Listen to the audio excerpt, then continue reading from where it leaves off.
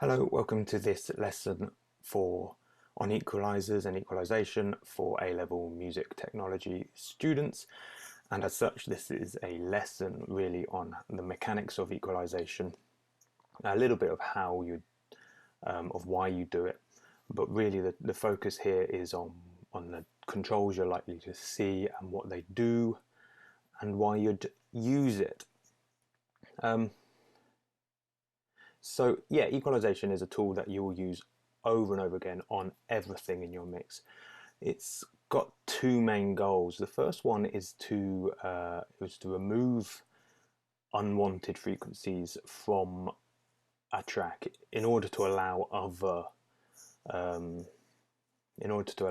instruments to occupy those spaces. In mixing, especially in the low, mid, and the bass areas of your mix, you actually have very little space for instruments to sit. You only get one properly bassy instrument in a mix at a time, that is.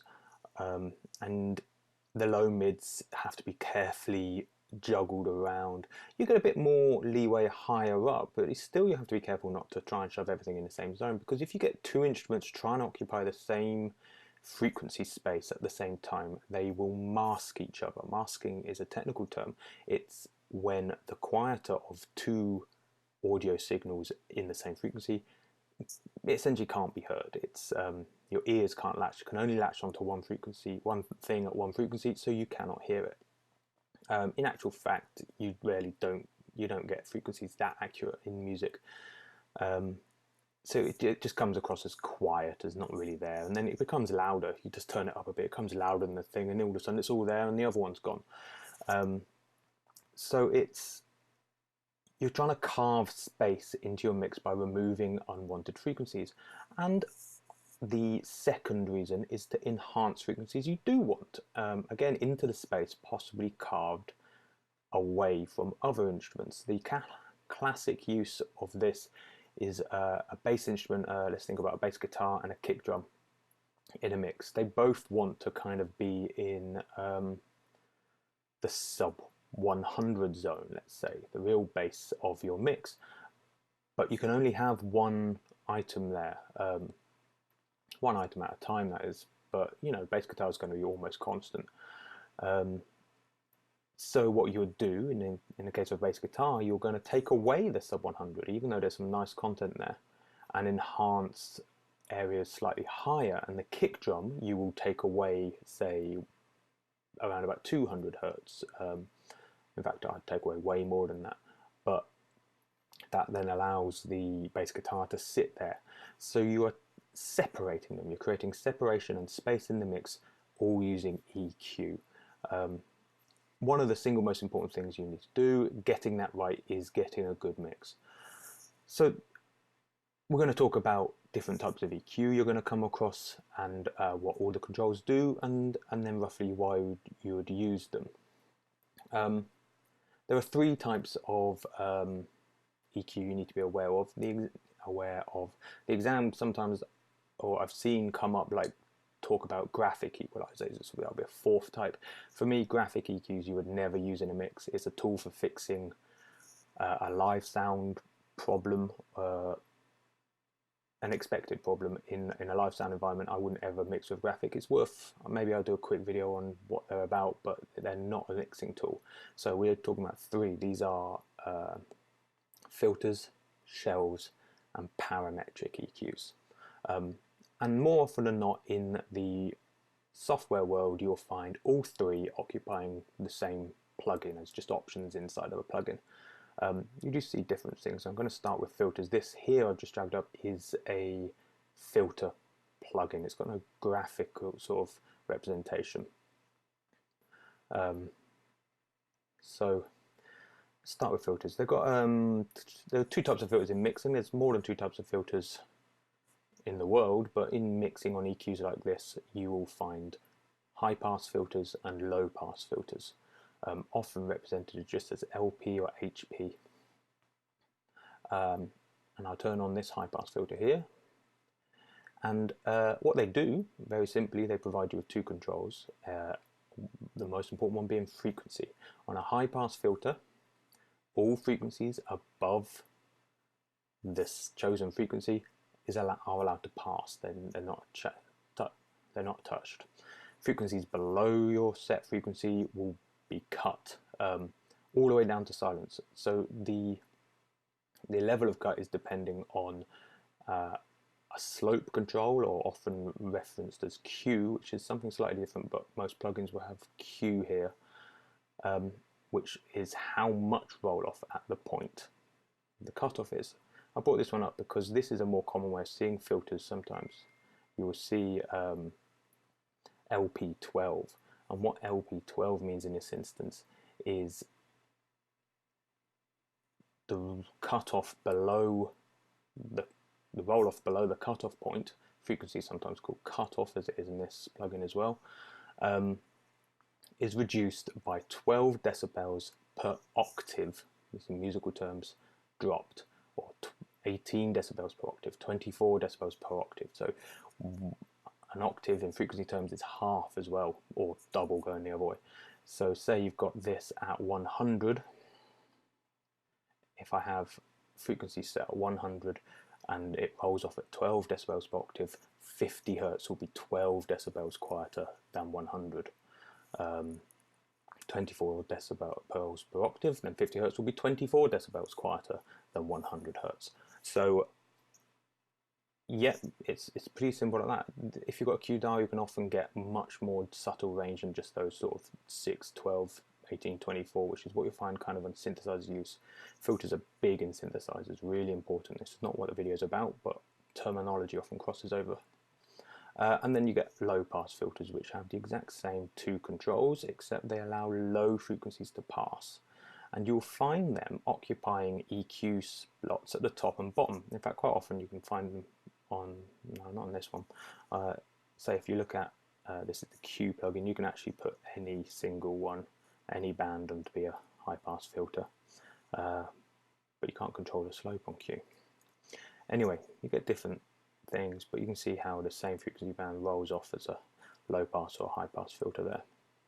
So filters have two controls in EQs. There's a third control called resonance that you'll find in synthesis. That's not what the video is about. So it's just how much cutoff, how quickly does it cut off, and that's in decibels per octave, and the point at which the cutoff would start. Then we have shelves, which similarly to filters work on all frequencies above and below a point, but they don't just go into infinity down. So using this low shelf, you now have gain, which is not an option in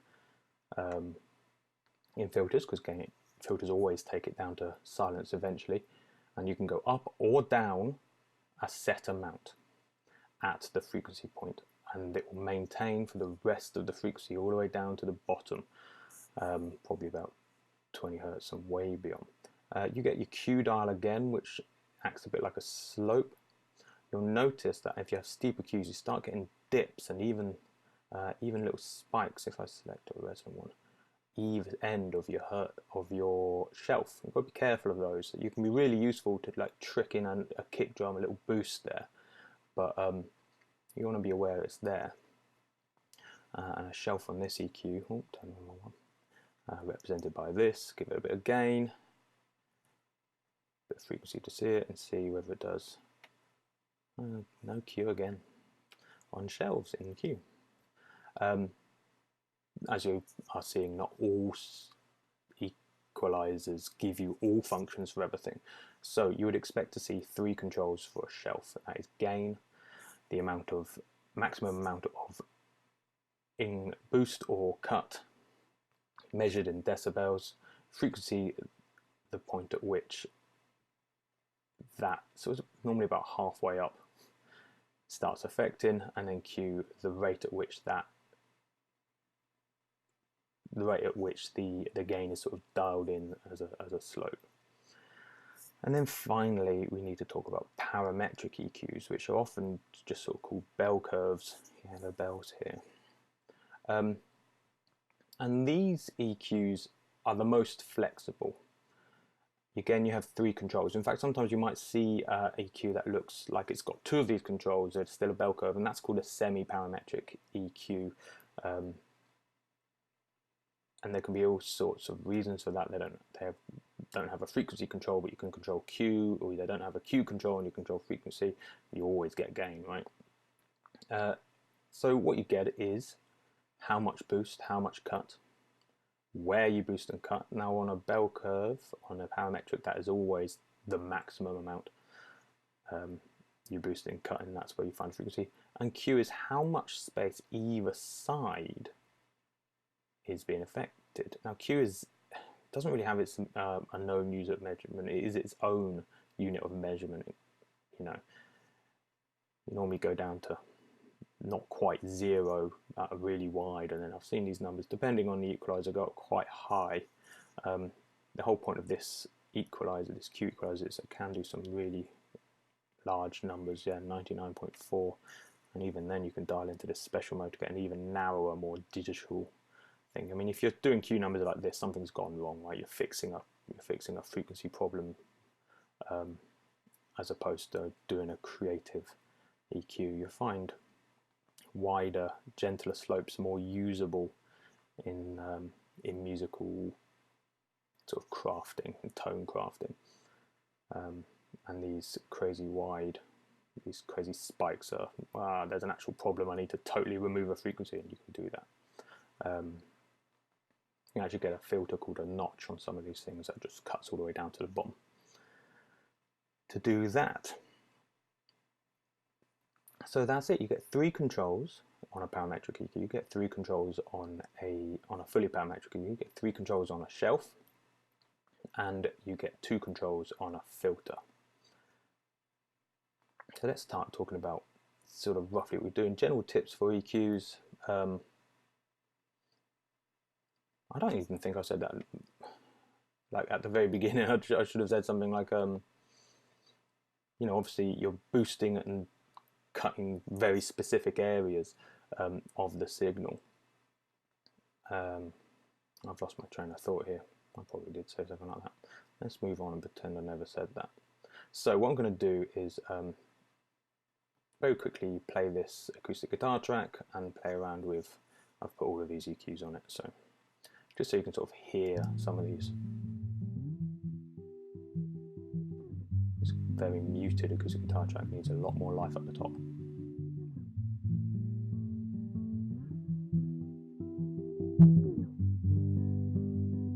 Hear it.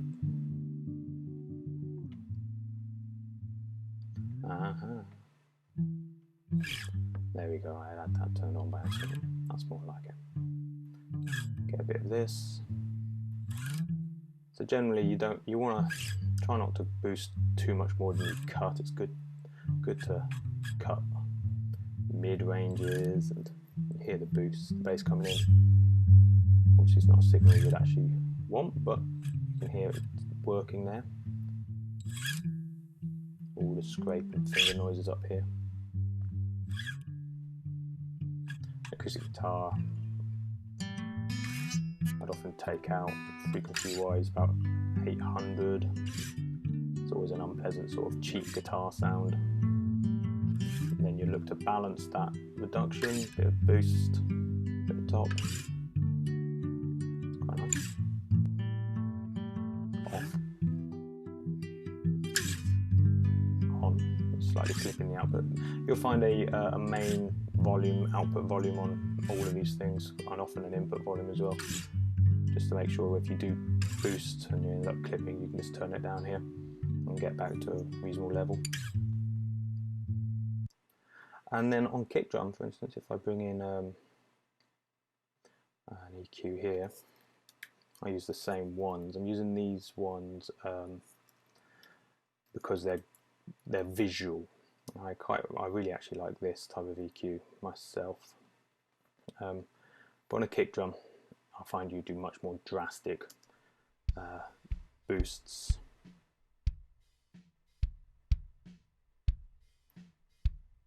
So I'll be using the second point because I'm going to want to use the first point to put a filter on at 40, get rid of the stuff that you basically can't hear. And this is the killer of kick drums. Make sure you do huge scoop in the middle.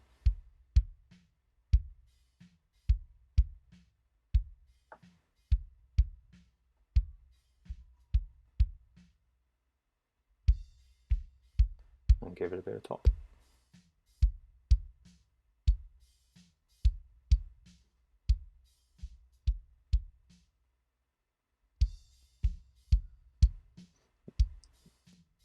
One of the most important things you can do with any drum is scoop out loads of middle.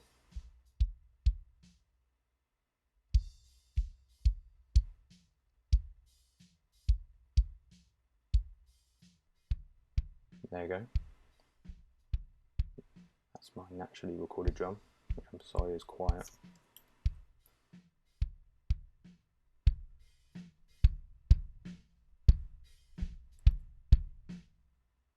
Then I'll bypass it, bring the plugin in.